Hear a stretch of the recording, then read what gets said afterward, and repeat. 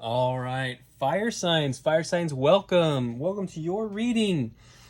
What are the fire signs? Gosh. Aries, Leo, Sagittarius.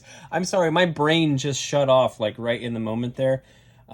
This happens to me with air signs a lot. I was like, oh, I panic and I don't remember what they are. I know what they are. Goodness sakes. Aries, Leo, Sagittarius. Hey guys, how's it going? This is a pick a pile for you.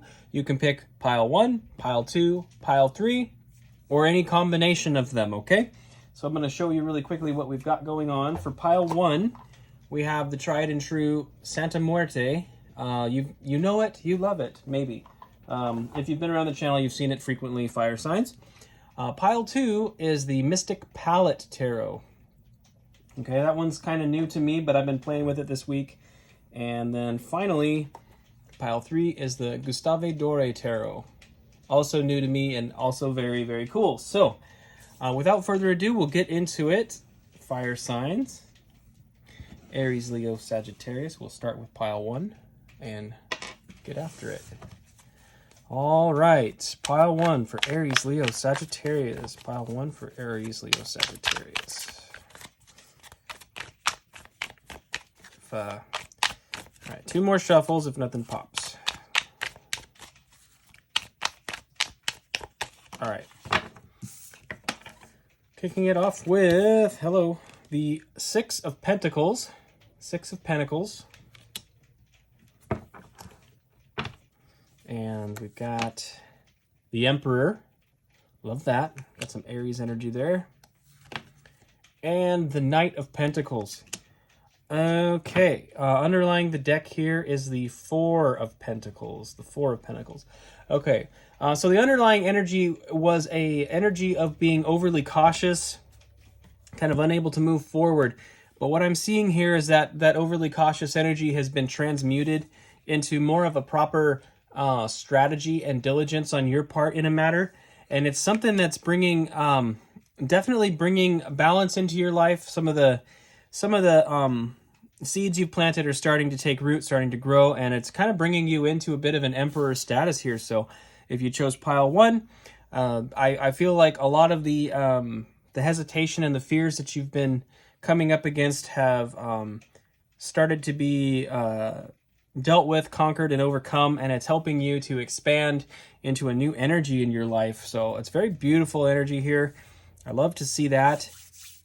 And as usual, pile 1's probably going to be the fastest pile because depending on how you picked, there may be some compounding energies here. So basically, just to recap again, pile 1, I see that you're definitely coming into an energy of proper planning and strategy. It's going to bring a balance into your life and really get you into that Emperor energy. And I do think that you know, the timing is good. I think the time is now, in a sense, seeing that. You know, the clock is at 6 there. But I feel like that's just indicating to me that the time to get out of this stuck energy is now. So, time to step into your Emperor energy. Pile 1. Awesome. Let's go ahead and get into pile 2 right now. Pile 2. That was quick. Okay, Aries, Leo, Sagittarius. I actually have 4 cards. Let's take a look. Okay, we've got the Six of Pentacles. Wouldn't you know it? It's the Six of Pentacles again. Interesting. Six of Pentacles. We have the Ten of Wands. We've got the Queen of Swords. And we have the World. Wow, okay. Let's take a look at the underlying energy here. Underlying energy is the Queen of Pentacles. So we have 2 Queen energies here. The Queen of Swords, the Queen of Pentacles. The Queen of Pentacles is really, really a hard worker. You know, she's always working on building and cultivating the environment she wants to be in here. Basically what I'm seeing is there was a kind of a profound moment of realization here with these 3. A real profound moment of realization here where you recognize the fact that you don't have to bear other people's burdens. You really don't. You're able to see it for what it was and sort of cut it out. You know, the Queen of Swords is not afraid to use that sword to cut things out of the way that don't serve her. And she's very sharp and perceptive, and she knows that. You know, when she recognizes, when her BS meter goes off, you know, she doesn't hesitate to swing that sword.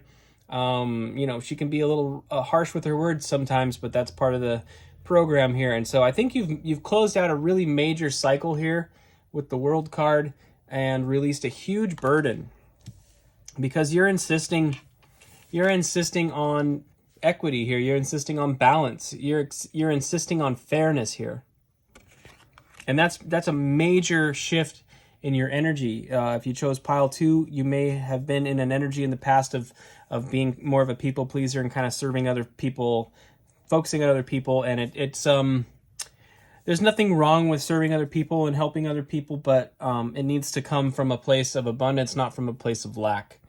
We actually are much, much better at loving and serving other people when we're coming from a place of abundance and confidence and happiness and really attuned to our true desires and our true calling in life, you know? So something's really shifted here for you, and it's been huge. It's been a big one. Some of you may be traveling as well. Some of you may be traveling. You may actually be moving, maybe even relocating to a new job, something like that. But you're not going to shoulder this burden anymore. So if it could be an employer. It could be an employer for some of you. And you again, you're going to be moving on to a new job or a new career, or potentially even a new geographical location, because you've realized that it's okay for you to emphasize your own kingdom, your own environment, your own home. You know, your home is your castle, so to speak, and there's a huge emphasis on recognizing that you have the right to that. Okay, so that's what I have for pile 2. Let's go ahead and dive into pile 3. Pile 3. All right. Whoops. There we are. Get my rocks out of the way there. And we'll get into pile 3 right now. Aries, Leo, Sagittarius, pile 3.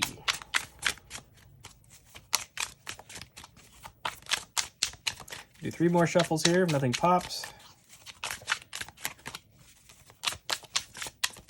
All right. Pile 3, we have the Ace of Cups. Brilliant, beautiful Ace of Cups. All right. We've got Temperance. This is Sagittarius energy. Look at this Temperance card. It's rather interesting. Filling up her jar there. And then we have the Nine of Swords. Okay, let's look at the underlying energy. The Empress. Now, you recall we saw the Emperor earlier on in this pick-a-pile, in pile 1, and now we've got the Empress underlying. So again, the Empress is also about empire building, but she's a creator. She's the Divine Mother, usually represented by a pregnant woman. You know, it's the force of creation, or some kind of new investment, a new emotional endeavor. I think that you're learning that you're going to be going into here, entering into. Possibly with another person. It could, of course, be something to do with relationships, but regardless, it's emotionally fulfilling. It's very happy. And I think there's a balance that needs to be struck here with the Empress card. Don't forget to fill your own cup. You know, even if somebody comes into your life and starts filling your cup, be mindful of your own cup. Definitely. The Nine of Swords is a card of being up in your head and overthinking and agonizing over things, right? So I think it's really, really important to keep grounded here. You know, the Temperance card, the passion and emotional states, balanced with the rational and practically grounded states. Having all 4 of those things in balance. The embodiment of all 4 queens in the tarot is what kind of makes up the properties of the Empress here.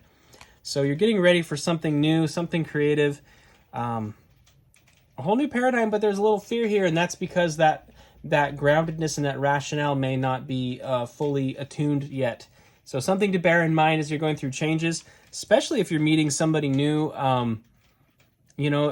For some of you, it's like you may really, really like this person, and there may be some fear or overthinking that something's not right.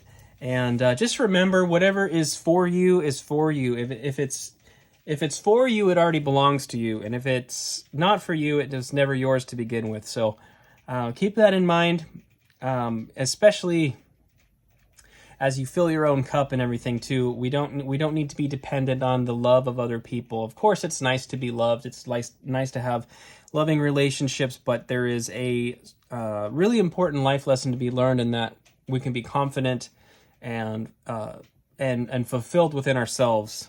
Learning to fill your own cup is probably one of the greatest skills you can acquire in this life, because when you fill your own cup and you're full of joy and you're full of love in and of yourself, I mean, you know how to make it, you know how to cultivate it, and you've tapped into that resource. You're then free to give it to other people in a much more liberal way, you know, and that's great to share your joy, you know, to have the joy within you and then to share it with others. You know, those are the two big pieces of the puzzle, are they not? You know, love and joy for yourself and for others. So, anything else that I need to say about this? Not really. No, I don't think so. Take it as it resonates, right? Okay, well, fire signs, we kind of flew through your reading here. Thank you so much for being here. I appreciate it. And next week, once we get past the holiday season, I think I'll go ahead and start with you guys, because you can see the time stamp of each element got kind of shorter by the day. So I hope you don't feel shortchanged. I hope this was helpful for you, and I will see you next week. Fire signs. By the way, of course, I'm still doing my little contests for the 2023 year forecast by sign. If you want an extended reading on your sign, sun, moon, rising, or Venus, go to that sign's reading.